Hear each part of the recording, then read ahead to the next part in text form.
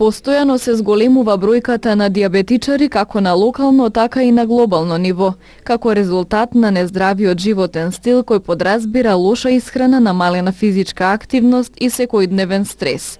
Од Сдруженијето на дијабетичари Тетово велат дека во регионот кој тие го покриваат има повеќе од 2400 лица кои се на инсулинска терапија, а загрижува податокот дека 500 деца се дијабетичари.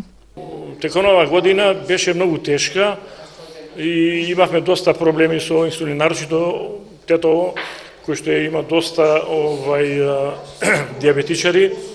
Многу тешко беше и во однос на сите други градови из Републиката Тетово доста со каснење имаше како да кажеме една недела па немамо, па се ствараше револка и пациенти оправдано, затоа што многу битно да имаш редовна терапија.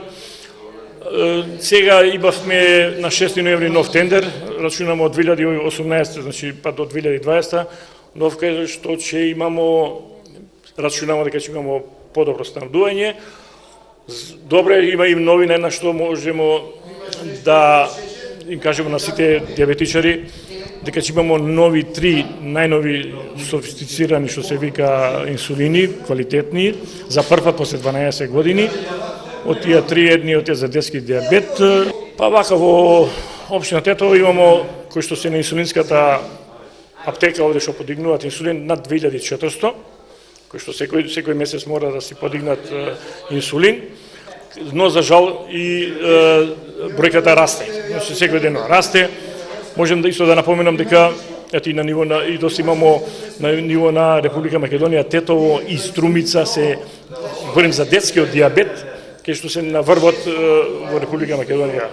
Некој бројката околу 500 деца се до 14 години кои што имаат детски дијабет, а меѓу тие значи Тетово предњачи на прво место заедно со Струмица.